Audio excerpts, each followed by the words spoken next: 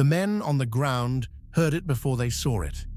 A groan of tortured metal in the dark sky over eastern Ohio, low and enormous, rolling across the sleeping farmland. It was just after 4 in the morning on September 3rd, 1925, and high above them, the largest thing America had ever flown was beginning to come apart in the storm. Her name was the Shenandoah.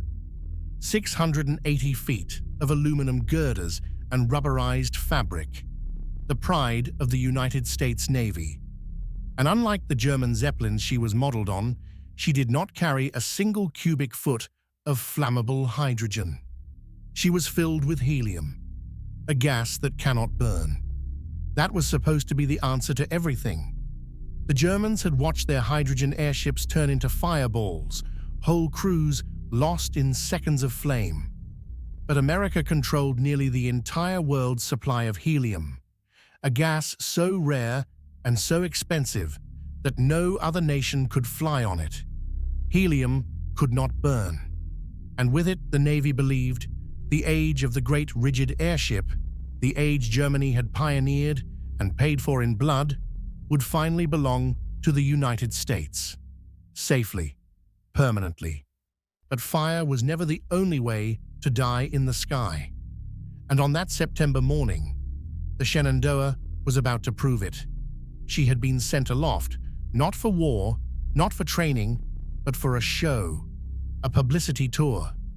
And her captain had begged, in writing, not to go.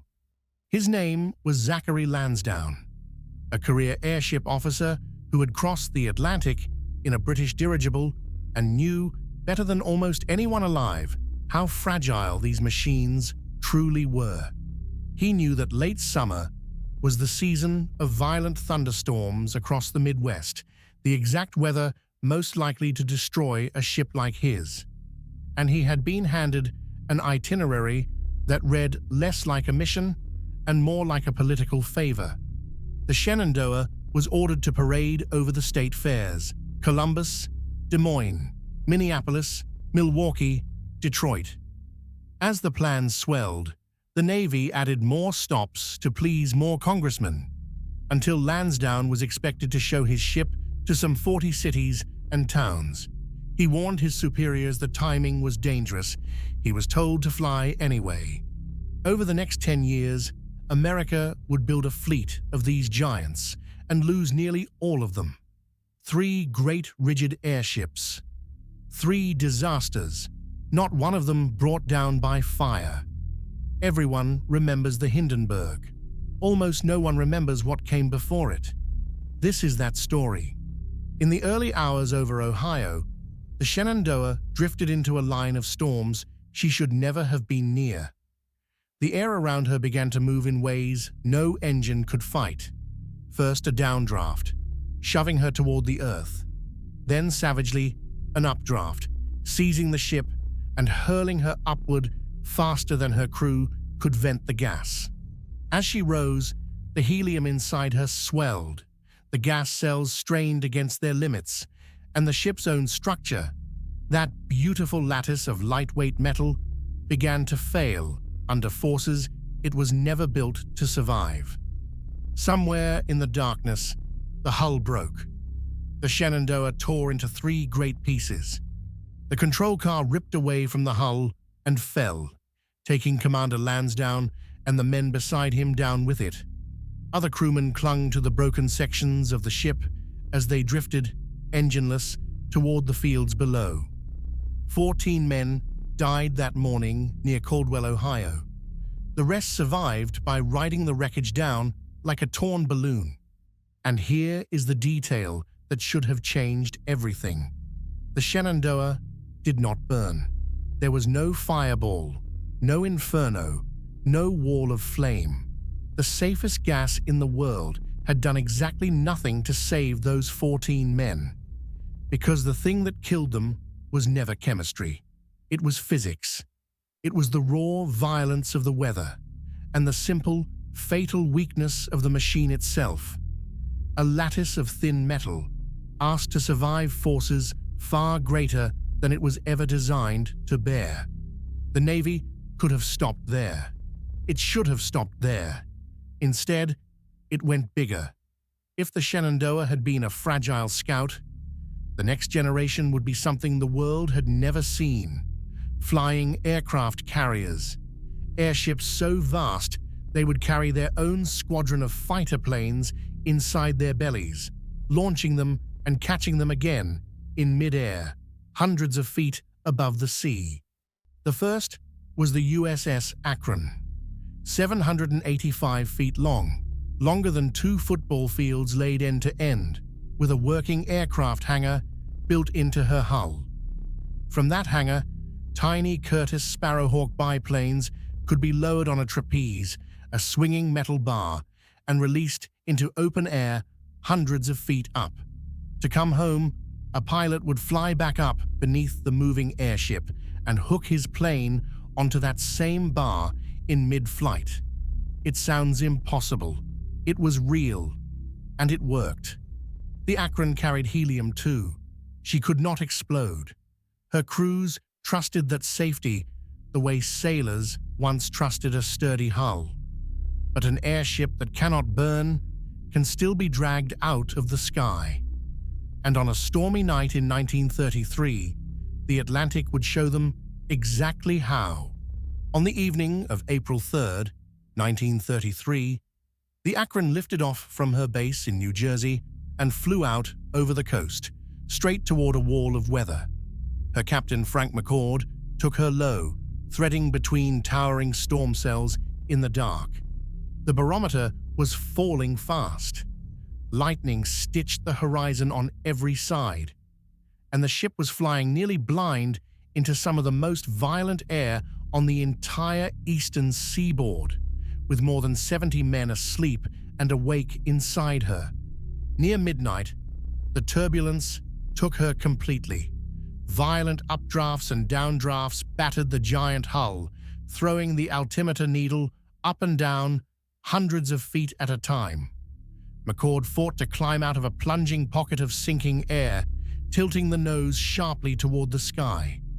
But the Akron was 785 feet long, a moving skyscraper. As her nose rose, her tail swung low, far below the control car, and in the pitch blackness and driving rain, no one aboard could see just how close the surface of the sea had already come. The lower fin struck the water first, then the tail.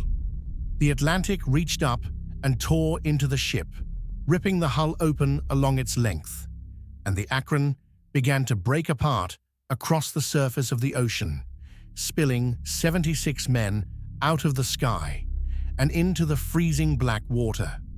And now came the Navy's most unforgivable failure. The Akron carried no life jackets, not one for a crew of 76. She carried a single rubber raft. The men who survived the impact found themselves in April water off New Jersey, in the dark, in a storm, with nothing to hold on to and no way to stay afloat. They did not drown quickly. They died of the cold, one by one, in water that stole the strength from their arms and the warmth from their bodies, calling out to each other across the black waves until the voices went silent. A passing German oil tanker, drawn by the wreckage, managed to pull a handful of men from the sea. When the counting was done, 73 of the 76 aboard were dead. Only 3 men lived. 73 dead. It was, and remains, the deadliest airship disaster in history. More than double the toll of the Hindenburg, which would kill 36 people 4 years later and become the most famous crash in the world. The Akron killed twice as many, and almost no one remembers its name. The horror did not end with the ship. As word of the crash spread through the night, the Navy scrambled a small blimp, the J-3, to search the wreckage for survivors. But the storm that had killed the Akron was still out there. The little blimp was caught in the same treacherous weather and went down as well. 2 more men were killed trying to rescue the dead. The disaster had reached out and claimed even those who came to help. 73 drowned, 2 lost on the rescue. And still, incredibly, the United States refused to let go of the dream, because the Akron had a twin, a sister ship, already flying, already carrying her own squadron of Sparrowhawk fighters.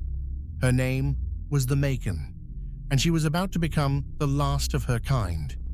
This time, at least, they had learned something.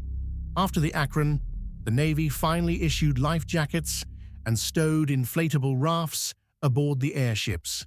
A cruel lesson, paid for by 73 men who never got to wear one. The Macon flew west to a new base in California and became the Navy's flying scout above the Pacific. But the Macon carried a flaw, and the men who flew her knew it. On an earlier flight, caught in turbulence over the mountains of Arizona, one of her tail fins had been damaged. Engineers understood the fins needed to be reinforced, and the work had already begun, fin by fin, ring by ring. But it was slow, and on the day it mattered, the job was not finished. One weak point remained in the tail, waiting for the wrong gust of wind. On February 12, 1935, the Macon was returning to base off the coast of Point Sur, California, when she ran into a storm front. A gust of shearing wind slammed into her tail, and at the exact ring where the reinforcement had not yet been completed, the structure gave way. The upper tail fin broke, tore loose, and was carried off into the sky. As the fin ripped away, it punctured the gas cells in the stern. Helium began pouring out of the wounded ship. The Macon's tail grew heavy, sagging toward the sea, and the crew fought to keep her level. The captain ordered ballast dumped and engines to full power, and for a moment, the great ship lurched upward instead of down. But she climbed too high. Nose up, engines screaming, the Macon rose past the altitude her helium could tolerate, and the gas began venting itself away automatically to keep the cells from bursting. She had traded the water for the sky, and now she had lost too much lift to stay in either. There was only one way left to go. The Macon began to settle. Slowly, almost gently, over 20 long minutes, the last rigid airship in the United States Navy sank toward the Pacific. And this time, the crew had something the Akron's men never had. They had time. Time to radio for help and give their position. Time to gather at the rafts. Time to pull on the life jackets that the 73 dead of the Akron had, in the cruelest possible way, bought for them. And when the great ship finally touched the water, the men were ready for it. Of the 83 souls aboard the Macon, 81 survived. 2 men died. 1 panicked and leapt from the ship while she was still too high, falling to his death. The other swam back into the sinking wreck to retrieve his belongings and never came out. Everyone else was pulled safely from the calm California water. 2 dead instead of 73. Sit with that difference because it tells you everything. The difference was not the gas. Both ships used the same safe helium. Both were torn apart by the same enemy, weather, and their own weak structures. The only thing that changed was that this time, the men had rafts and life jackets and warm water and daylight. Everything the Akron's crew had been denied. The safety never came from the helium.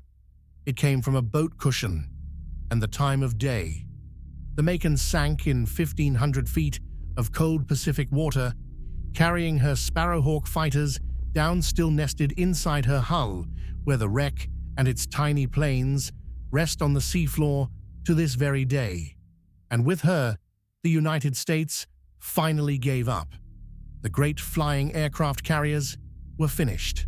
The Navy would never build another rigid airship again.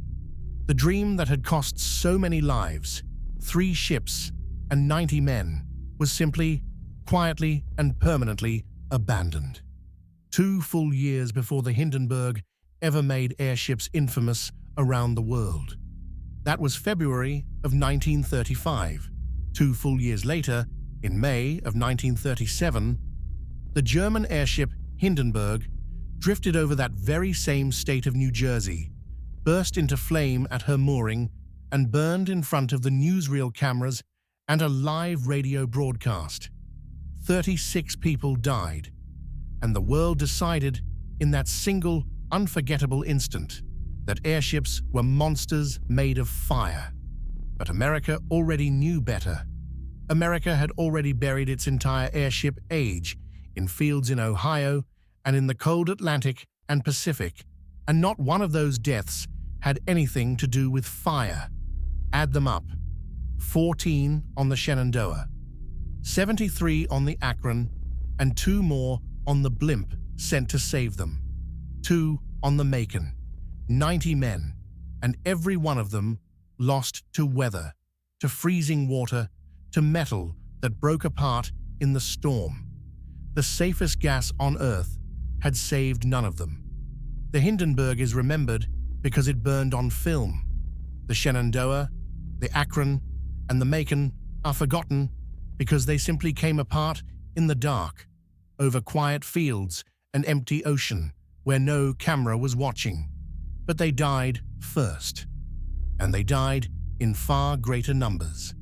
The real lesson of the airship was never about the fire.